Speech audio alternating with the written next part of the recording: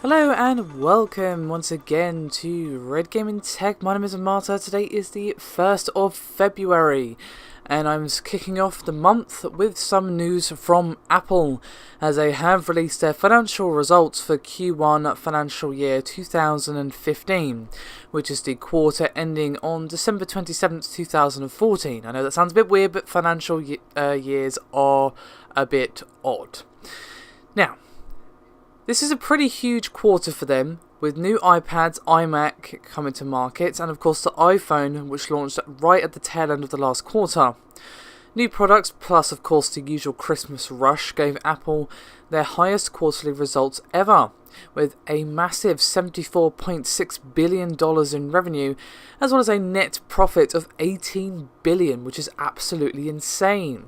This is a rather impressive growth in revenue of 29.5% year over year, as well as a 37.4% increase in net profit. Gross margin was up 2% to 39.9% compared to Q1 2014, and earnings per share came in at $3.08, which is actually much higher than analysts' expectations. Now, naturally, Apple's biggest product at the moment is the iPhone, which was updated in September with two new models of larger displays. Sales for the iPhone for Q1 racked in a very impressive 74.5 million units with over $51 billion in revenue. Now, this is compared to Q4 2014, when both the iPhone 6 and 6 Plus had just come out. It's actually a 90% increase in sales sequentially. Now, naturally, the holiday quarter is always strong, with people getting iPhones, iPads, or whatever for their Christmas presents. But even then, year over year, the increase was up 46%, with revenue up 57%.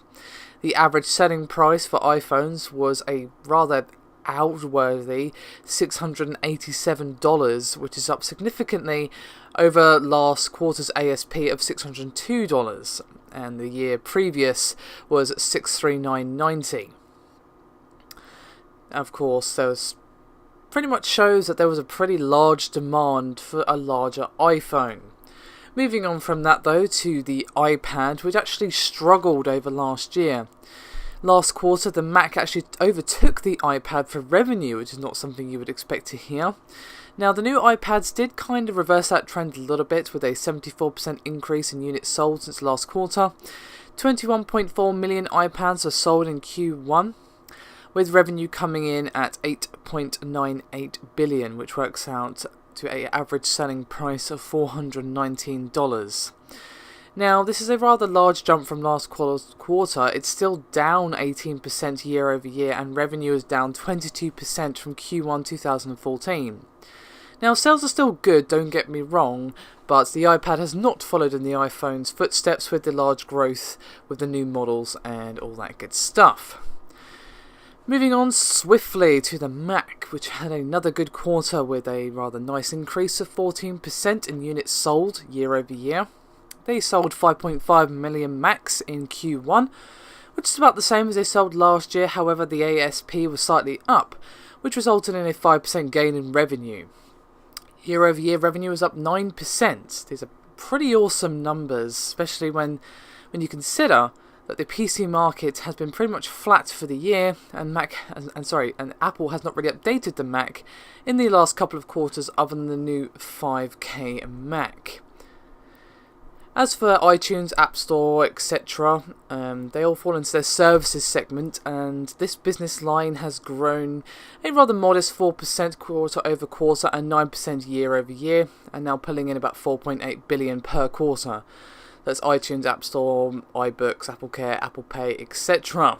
So, Apple are doing pretty damn well for themselves, to be completely honest.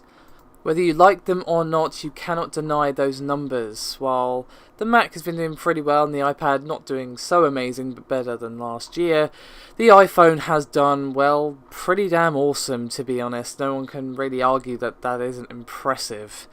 So, yeah, I'm not an Apple gal myself, always been an Android person, but that's just my personal preference in terms of the OS, UI, and all that good stuff, as well as the price. But of course, looks like many people disagree with me, and that's obviously that's fine. So big congrats to Apple for a very successful quarter, and I'll see you next time.